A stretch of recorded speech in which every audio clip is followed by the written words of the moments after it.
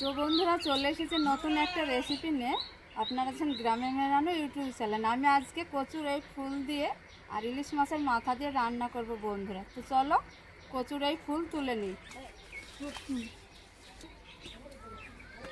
এই যে বন্ধুরা দেখুন, এই ফুলগুলো এক এক করে ভেঙে নেব।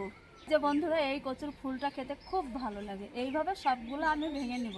এই যে বন্ধুরা দেখো, অনেকগুলা তুলে নিয়েছি। চলো এবার বাড়ি চলে যাব।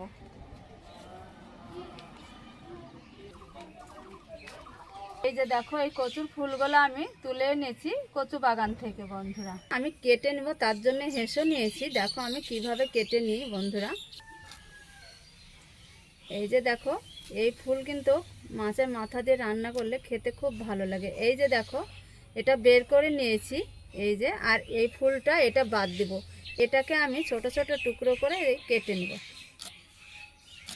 এই যে দেখো বন্ধুরা, ভিতরটা একদম ফাঁকা, এটা খেতে হয়। এই যে বন্ধুরা, এইভাবে সমস্তগুলো কেটে নিব। বন্ধুরা দেখো, এইখানে ইলিশ মাছের মাথা এক পিস আমি নিয়েছি। মাথাটা কেটে বেছে পরিষ্কার করে হলুদ লবণ মরিচ সব কিছু আমি দিয়ে মাখিয়ে নিয়েছি। তো দেখো বন্ধুরা, চুলায় কড়াটা বসিয়ে দিয়ে সরিষার তেলটা দিয়ে আমি সুন্দর করে গরম করে নিয়েছি। এইবার মাছের মাথাটা ভেজে নেব। তো দেখো বন্ধুরা, খুব সুন্দর করে উল্টে পাল্টে ভেজে নিয়েছি। এইবার তেল থেকে তুলে নেব। তো বন্ধুরা দেখো, মাছের মাথা ভেজে তুলে নিয়েছি। এবার দিয়ে দিব কচু ফুলগুলো আর একটু শাক দিয়েছি। নাড়িয়ে চাড়িয়ে ঢাকা দিয়ে একটু আমি ভাপিয়ে নেব। কড়া পরিষ্কার করে আবারও দিয়ে দিব রান্নার জন্য সরিষার তেল।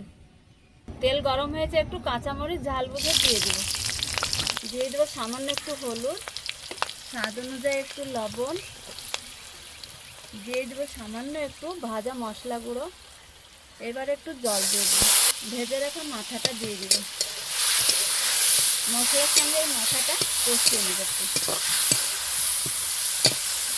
এবার আমি ভাপানো ফুলটা দিয়ে দিব। ফুলটা একসঙ্গে ভাপিয়ে নিয়েছি, দিয়ে দিব।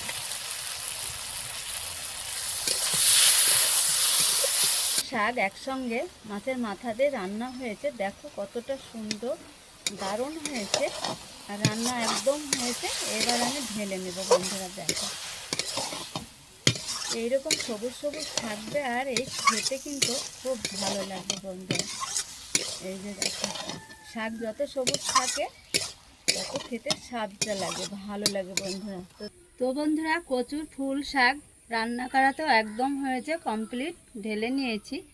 দেখো কতটা সুন্দর লাগছে, আর খেতে জবর স্বাদ হয়েছে বন্ধুরা। কি বলবো, বলে বোঝাতে পারবো না। আমি প্রথমবার খাচ্ছি এইবার কচুর ফুলটা বন্ধু। কচুর ফুল রান্না খেতে দারুণ স্বাদ, এত সুন্দর লাগছে খেতে, কি বলে বোঝাতে পারবো না বন্ধুরা।